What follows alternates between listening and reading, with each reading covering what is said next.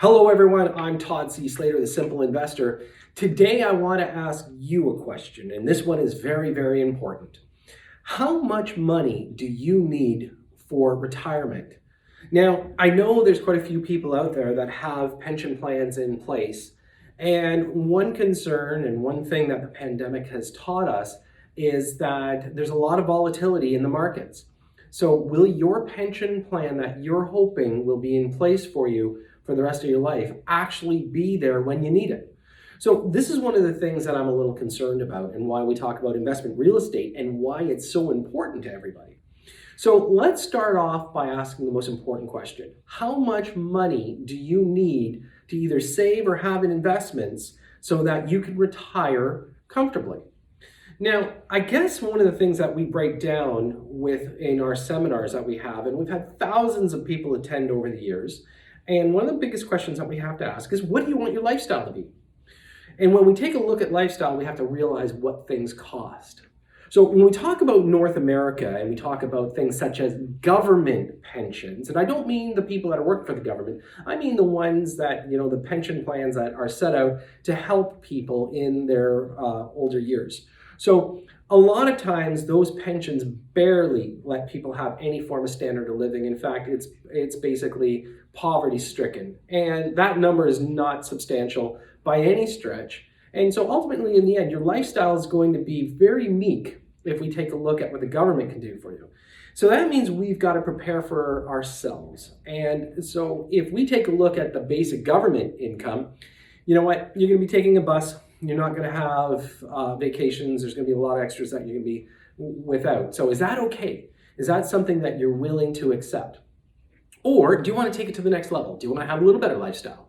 So what does that entail? Well, if your cost is going to be around $40,000 to $60,000 a year, and I know some of you are saying, but Todd, in retirement, we're not going to spend that much.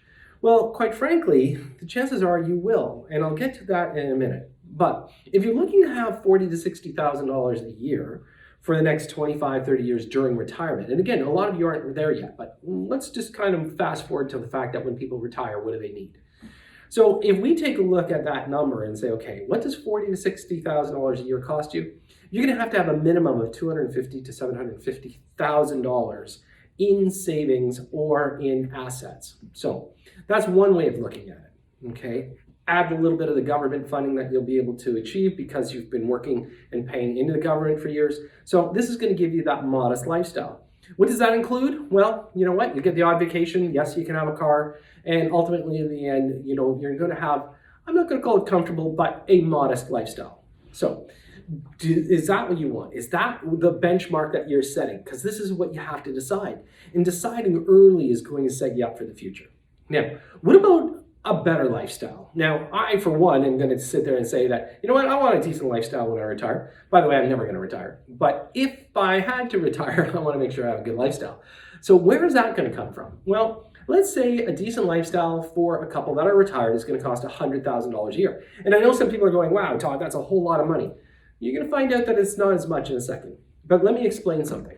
So $100,000 a year, you're going to have savings and investments up to about $1.75 to $2 million to accommodate that. So is that the benchmark? Is that the benchmark that you need to have in retirement? Now, as I mentioned earlier, a lot of people do have pensions, but I'm not going to tell you to rely on those because right now, I don't trust any of the governments. I think that they're going to tax us more. They've got to get out of debt. I don't know if all the companies are going to be able to fulfill their needs in their pension plans. Some of them will collapse. We're going to see some financial collapse in some avenues. So quite frankly, would you not rather have control of it yourself? And this is why we talk about investment real estate. Now, let's go back to the numbers though. $100,000. Now, again, that sounds like a whole lot of money. 20 years from now, it's not going to be as much as it seems like today. So $100,000 today, 20 years from now is not the same number. We all know that. The costs go up, expenses go up. But here's the one thing that we've got to be very cautious with, and we're about to hit that silver tsunami, is the cost of old age care.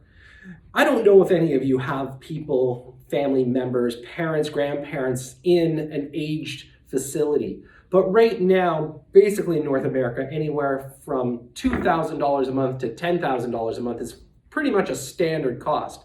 Now, I know a few people are sitting there saying, yeah, but there's government housing. Yeah, well, you know what? Those are not as comfortable. People are not taken care of as well. So let's talk about reality. Let's talk about what we should be looking at so we can project to our future. So let's look at the numbers. As I mentioned, 2 to 10,000. If you have declining health, if you require more care, this is where the number starts going up and up and up and up.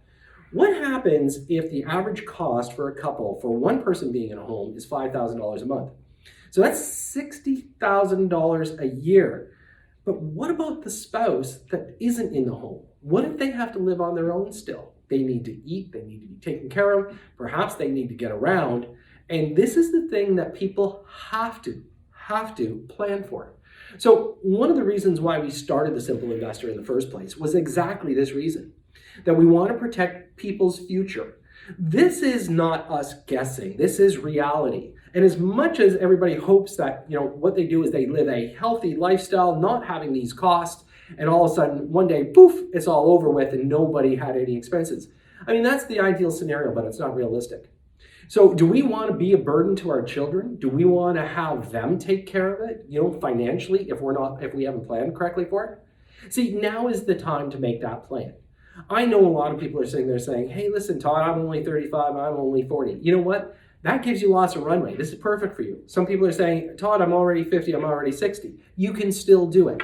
People even in their 70s can do it because when they do it, they're actually creating generational wealth. So if you happen to invest in real estate and you turn around and you get that mortgage pay down value increase, you're creating that equity differential. That equity differential is what's going to be so important to everybody's future.